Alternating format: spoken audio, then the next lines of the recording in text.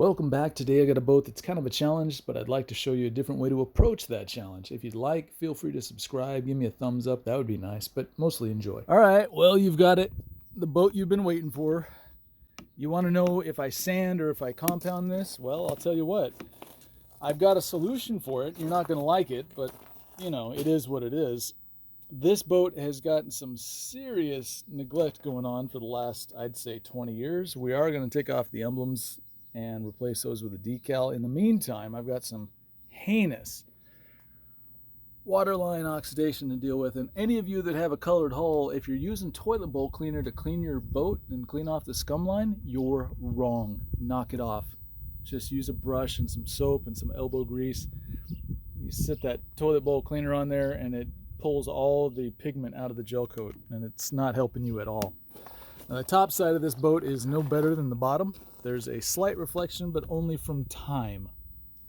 That's not because of a shiny surface. That's just oxidation that's fuzzed up into a uniform pattern.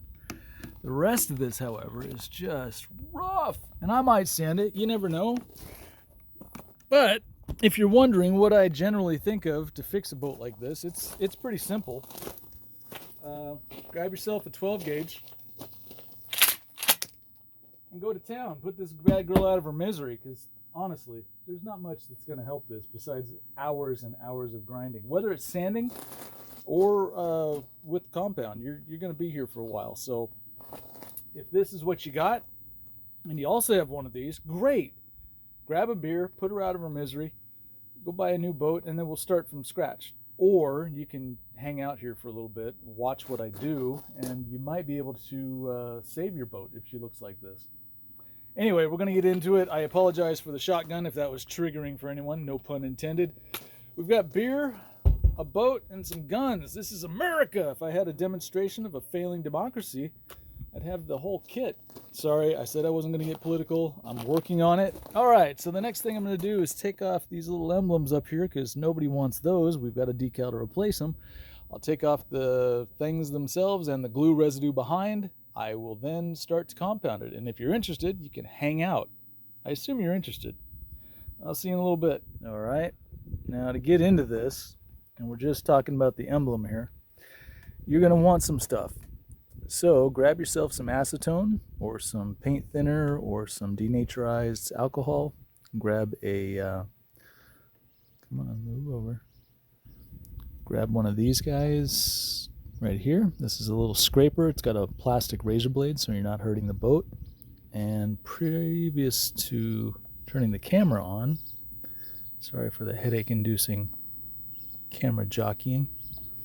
There we go. All right, so prior to doing that, I made a garrote with some 80-pound test line, fishing line. This is braided, so it's got a little texture to it. I don't know if you can hear it. Anyway, to start this, just grab a corner, and I'll start on the C. Let's see what type of damage we can do.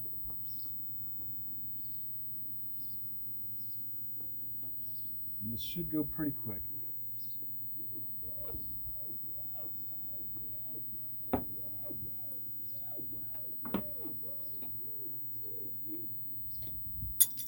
One down, a couple more to go. This gets really boring, so if you get bored easily, fast forward to the part where I'm not standing here looking like an idiot. In fact, I'll tell you what, I'll put you on hyperlapse and you can just watch it and fast forward. All right, well, you see that didn't take all that long. My line broke once, which, you know, I guess is okay. There's the original color of the boat. I'm wondering if maybe I can peel off these stickers without having to scrape them. If that's the case, that'd be awesome. If you do have to scrape them, you just take your little plastic razor blade and scrape off the double-sided sticky side, the actual part that's adhering the emblems to the boat. This is actually going really well. This is rare. Usually it doesn't happen like this. Let's see, let's try a T. Ooh, yeah. Perfect temperature, perfect age of the boat. Decals are ready to come off. That's nice. Sweet. It saves a little time in scraping. I find sometimes when the glue has aged to a certain point, it just smears or it has become a semi-permanent part of the boat, and that gets annoying. So I'm just using my fingernail here to get underneath this.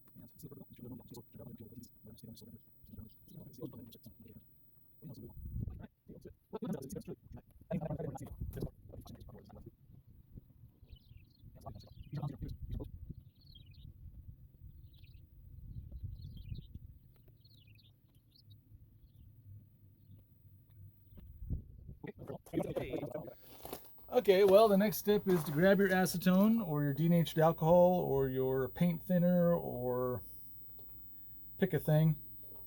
You know what I'm talking about. It's a solvent. It dissolves things. I'm going to grab a nasty terry cloth towel. This thing's been used for a couple of weeks now. And I only use it for pulling off goo. So let's get into this. It shouldn't take all that much rubbing. There's already a topographical three-dimensional imprint of the wreath and the letter. There's probably going to be one on the T and the L and the A and the B and the O and the C. I'm being optimistic. Oh my goodness. Yeah. Oh my goodness. Yep, that's going to be kind of hard to blend in, but you know what? We're going to give it a shot. So if you're willing to, hang out for a second. Let me get some Super Duty and a wool pad, and I'll start doing stuff. Yikes. We might use that shotgun after all. Okay, give me a second. I'll be right back. All right, if you want to get into this, I'm going to start off with Super Duty. This is a 3M product. No, I'm not sponsored. I'm also going to start off with a double-sided wool pad, also by 3M. No, not sponsored. I'm also using the quick connect adapter, just so I can pop it off, flip over to the other side a little bit quicker. Also, not sponsored. I'm rocking a DWP849X. Not sponsored, although I used to be. That was a good time. Anyway, it's a fairly clean pad. I'm just going to go through the motions to show you what I do. Here's a spur tool, and I'm going to spin this up a little bit. Oh, it's got a little wobble.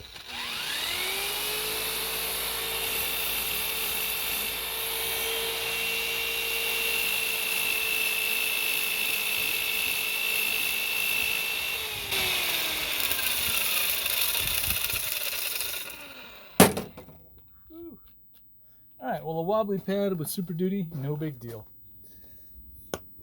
Alright, now I'm going to work mostly just on the cobalt area.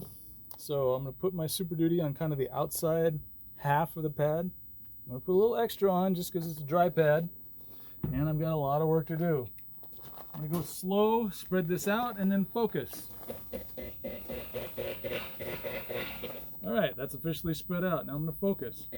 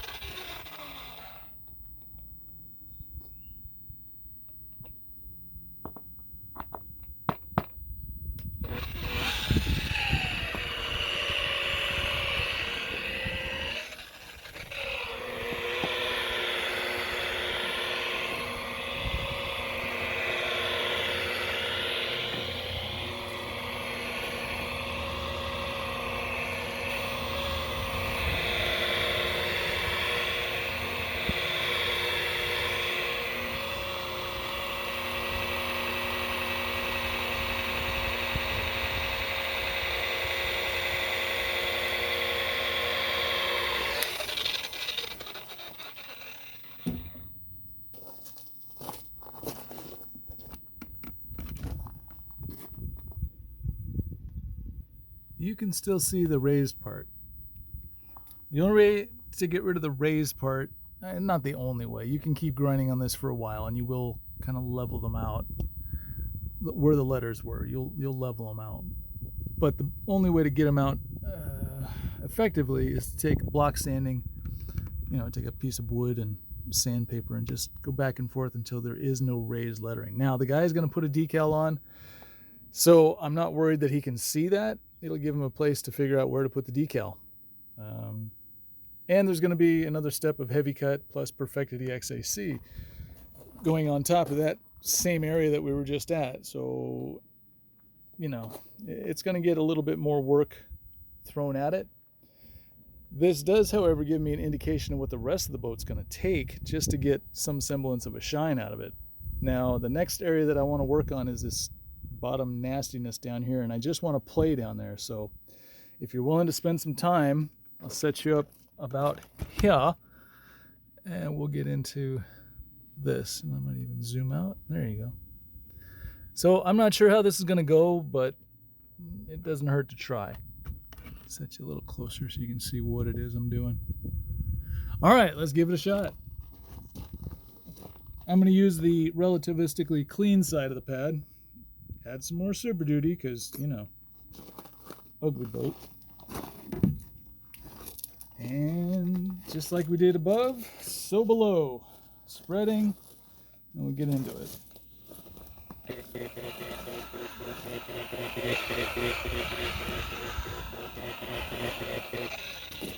All right, going low.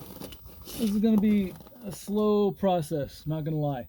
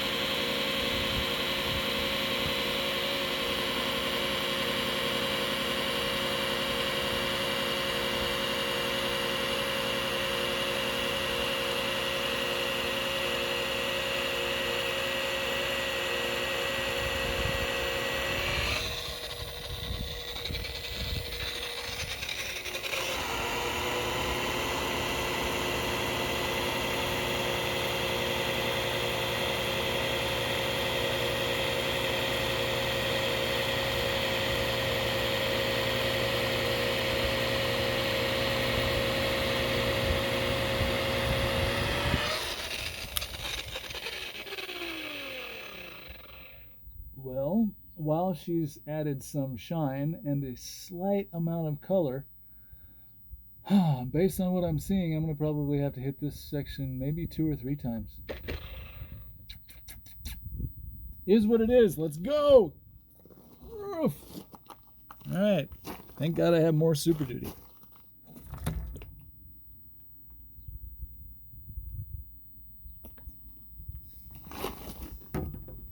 Let's try it again.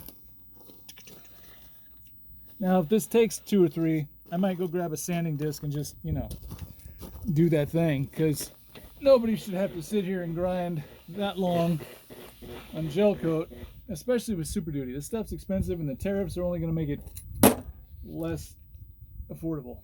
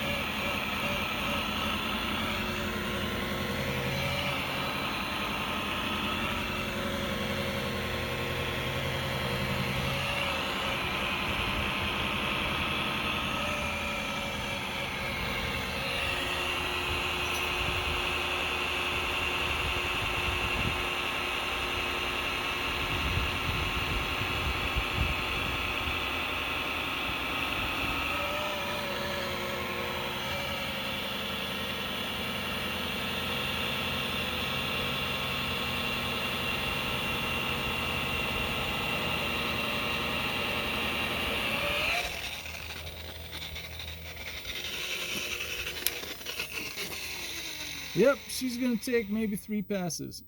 So I have to ask myself, is it worth it to me to sit down here and grind on this? Brrr, tough call, tough call.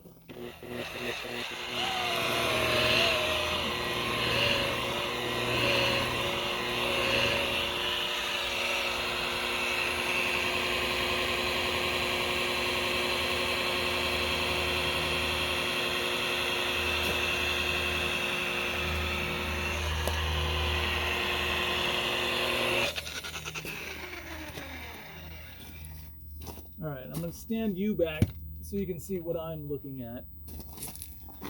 Wow. All right, let's get you facing up a little bit. Okay, so let's see. Obviously not done. What was done. And while I see a little color, there's a band of darkness here, but then it gets light here, light here, light here. This took a lot to get it to blend up. And over here, it kind of just bounced off of it. So it's telling me that this is obviously some tough-ass Gelcoat. And you might know Cobalt puts an additive in their older boats in the Gelcoat to make it harder, which thank you, Cobalt, so much for that. I might get a sanding disc and see what I can do in this back corner. So let me experiment. I'll be right back. I'm going to try something different. I got 3M's 21 millimeter forced rotation buffer with a super stiff, aggressive compound attach. Turns out I don't have any sanding discs in my car, which is kind of rare, but if you know me, kind of not unexpected, I guess. So we're still starting with the Super Duty. I'm going to get down low. I'm going to put this on there. I'm going to spread it out. I'm going to keep the speed as low as possible. Whoops, it's already running off my pad, yo. Yeah, hard pad. All right. So to use this, you have to put a lot of pressure on it. It takes a little bit more oomph than my body weight tends to want to give, but I'll give it a shot. Here we go.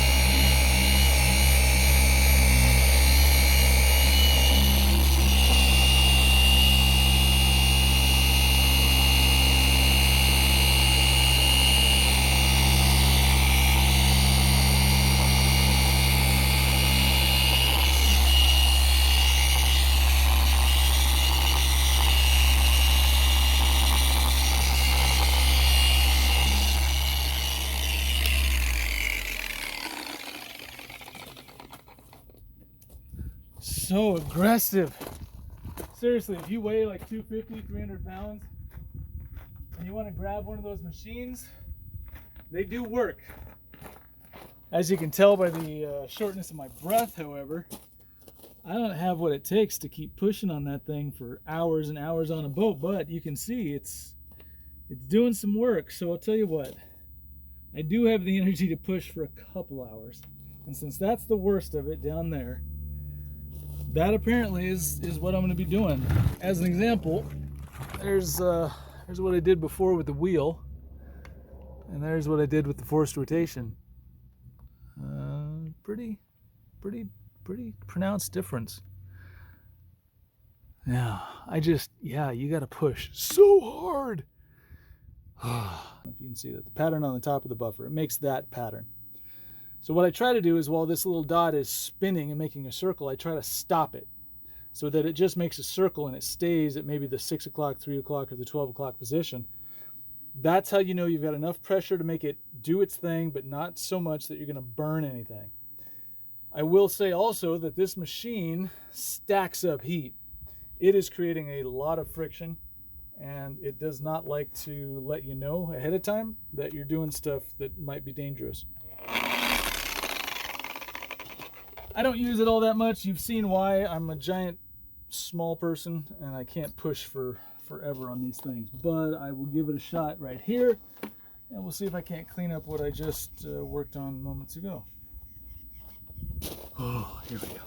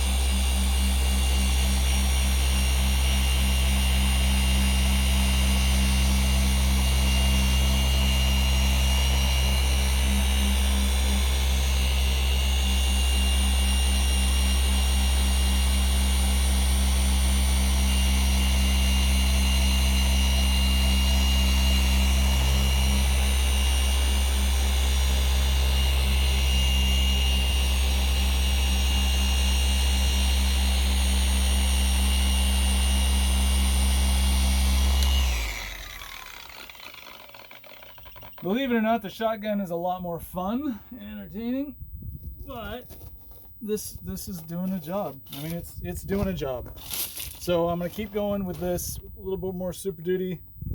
I don't have too many more white foam pads like this, so if it starts gumming up, I'm gonna have to take a moment and clean it out. But in the meantime, it appears that it's doing some stuff. So let's keep trying to allow it to do stuff.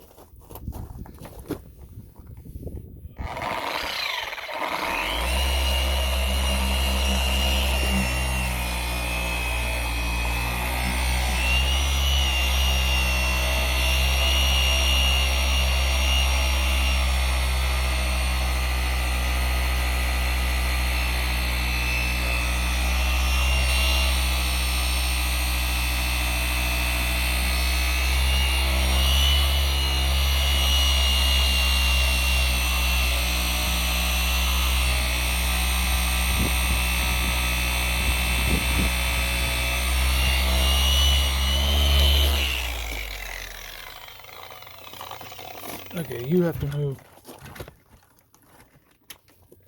You're in my way, like always.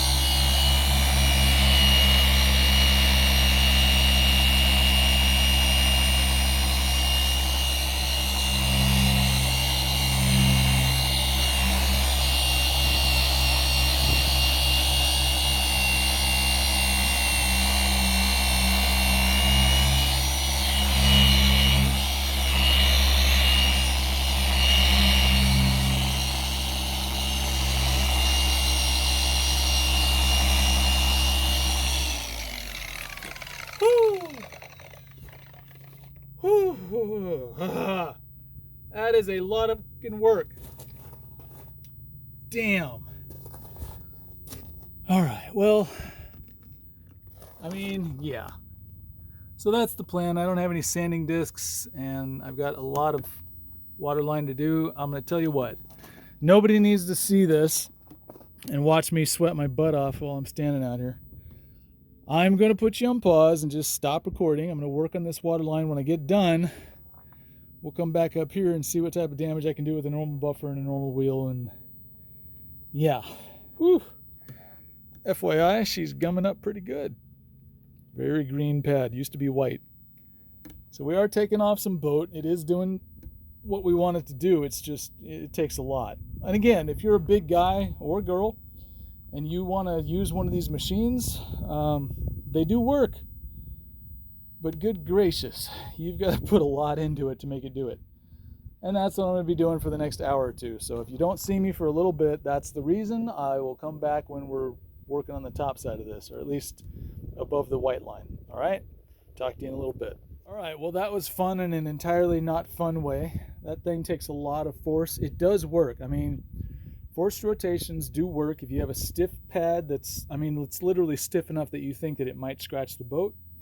It'll probably work. Now, I've still got some work on that bottom green stripe with a little bit of heavy cut and perfect it, but for the most part, I'm happy with what I'm seeing. Now, just as a demonstration, there's a little scratch right here. You can hear it, it's in there. Now, you've seen me do these with a rotary. I thought maybe what I would try to do is show you what a forced rotation can do. So not looking at that one, we're looking at this one. Okay, so we'll be working on this one here. I'm not going to clean out my pad because I really don't need to, and you're not the boss of me. So I'm just going to put the compound right on the pad. And let's see, you're standing kind of where I want to be, but I'll work with it. So, all right, here we go.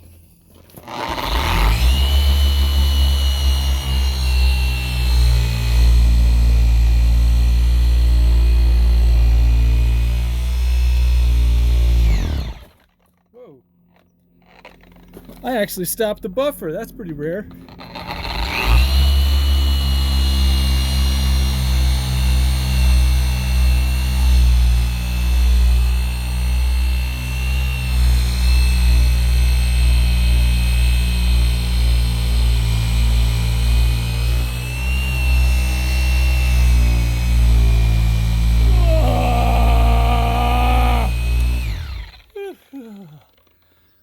Okay. There you go. It didn't take it out. I guess I really didn't think it would. You know, I'll tell you what. I'll try it one more time just because I don't want you to think that I half-arsed you. Whew, it takes a lot of pressure. All right, here we go.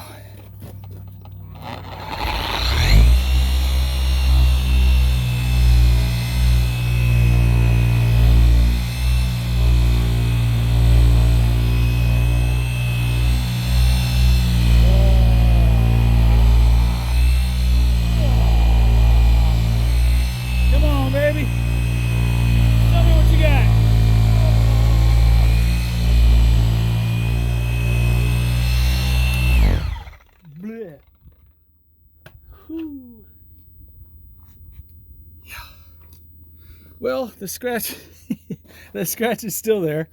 Ta-da! And the table is still standing. All right. Well, there you go. There's a little demonstration of what it can and can't do. I mean, it made it a little bit less noticeable, and maybe if I'd put 2 or 3 more passes of compound, that might do it. I think with a rotary, I can at least force the wheel to go into this line and clean out some of the rough stuff and smooth out the edges. And that's probably what I'll do, not only on that one, but on this one, which is a pretty decent one. Okay, well, the next step for me to show you, or to accomplish, is hit this bottom green stripe with a little bit of heavy cut and then some perfected EXAC. After that, I'll go up on the above the white. I'll do all this stuff, see how far I can get. It's 2 o'clock in the afternoon today, so I don't know how much more I'll get into this. I might put another 3 hours into it and then call it a day. I mean, as you can tell, there's plenty left to go around, so the rest of my week won't be hurting for things to do. All right, in the meantime, let me get set up. I'll grab some compound, we'll hit that stripe, and I'll give you a before and after of what that looks like. All right, see you in a bit. All right, I've cleaned out the pad, used the spur. I'm just going to apply the heavy cut directly to the pad.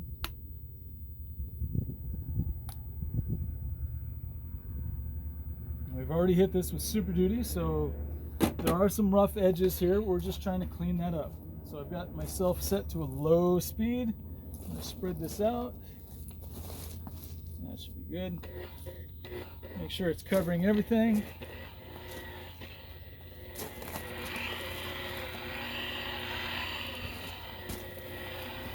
And then we get to work. So I like to do my edges first, hope you don't mind.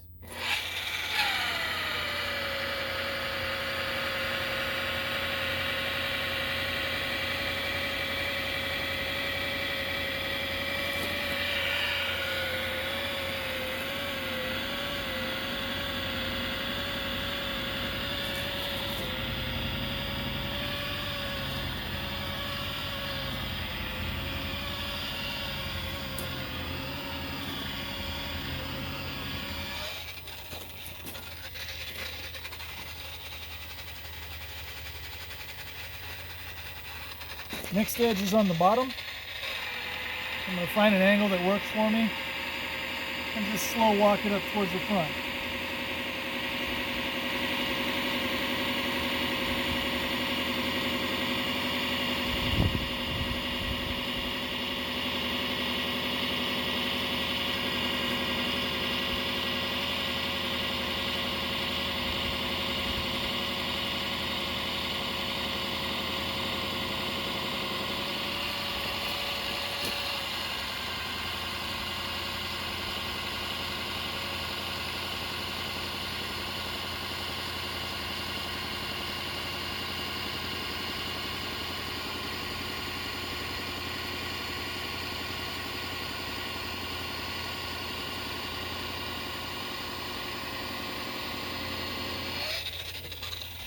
Alright, a little crisscross action.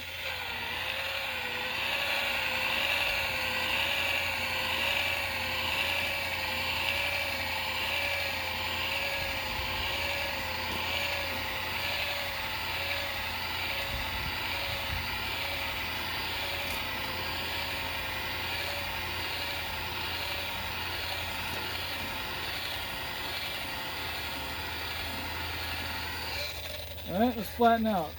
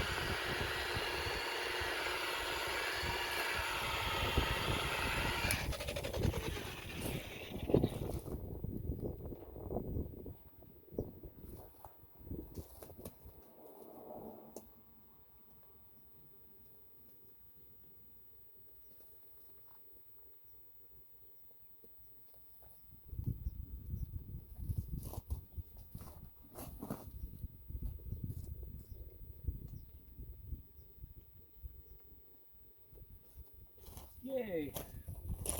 Green and shiny. The next step would be to put a little Perfected EXAC on there. So I'll tell you what, let me go over here, I'll grab some Perfected.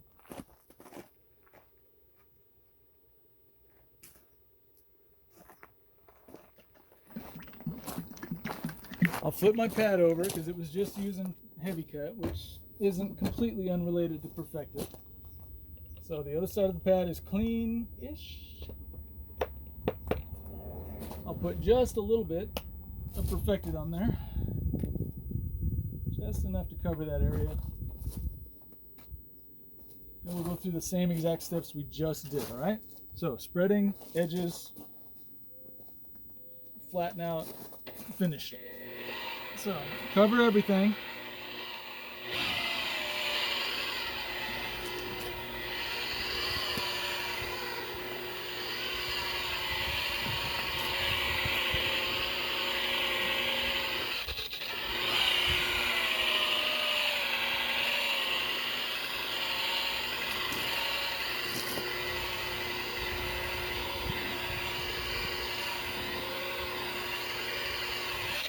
Okay, edges first.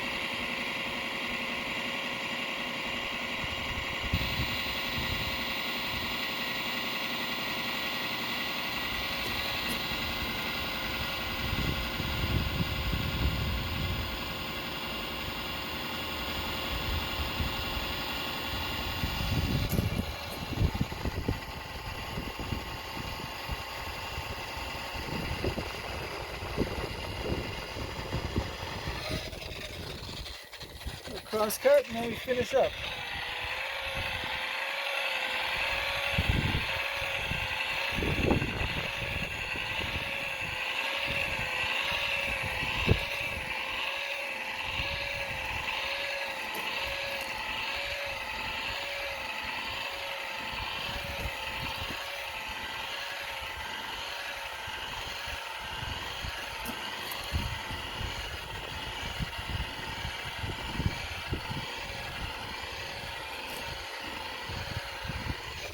And then we flatten out.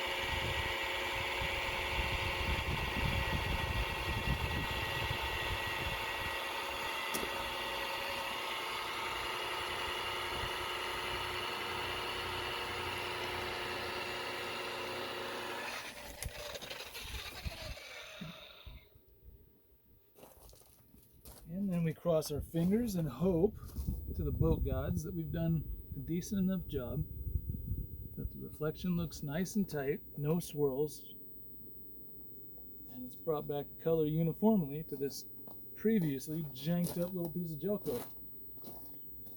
And just between you and I, we have.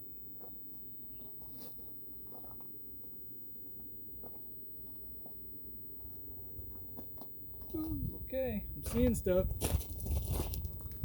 You probably want to see stuff. 1 second. All right, I'm going to tilt you up and give you a better perspective. All right, so let's see. Yeah, okay, well, there you go. There's the reflection after heavy cut and perfect it. And here's the reflection after just, I'm thinking Super Duty? Yeah, just Super Duty. Actually, here, this is a little bit better. So this is just Super Duty, which isn't terrible. I mean, it got a good reflection and the color's back. But I think you'll agree, this is just a step or two above that. And the clarity is really good. Now, the reason that you want to go hard on a water line, specifically when you know that an owner has used something like toilet bowl cleaner to clean the water line, you want to go hard here because when you're finished, you want to put your best sealant right down here. You want to make sure that the neglectful future of this boat isn't compromised by you doing kind of half-assed job. All right, well, here we are. Let me show you what this looked like with Super Duty. Here's the reflection and the color. It's not terrible.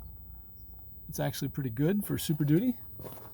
And then we skip over to this area. This area has the heavy cut and the perfected added to the mix, which gives it a little bit shinier, poppier finish. And you do definitely, whenever you've got a boat that sits in the water, especially one where you've already seen the neglect in the water line, you're going to want to go really, really hard down here for a number of reasons. One, you got to get rid of that oxidation, and it's deep.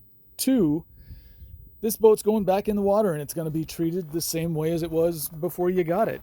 I'm speaking like you're a detailer watching this, so knowing that this is going to go back in the water, knowing that he's probably going to use the wrong stuff to clean this scum line, I am going to go hard on this area and get it as smooth and as flat as I possibly can, getting rid of all the oxidation and giving the wax that I put on there, Fire Glaze Plus, the most potential to bond and have a good place to anchor itself. If you do that, then this white thing doesn't come back instantly in the next couple months. Also, the scum line will be a lot easier to clean, and you'll look like an amazing detailer because the customer will be like, wow, I've never seen stuff come off my boat like that. And you can ask, what'd you do to my boat? And you can... I apologize, my phone was absolutely full. The memory couldn't take another frame of video, so it shut off. Don't worry, I've got plenty more of this boat. You didn't miss a thing. Thanks for your time.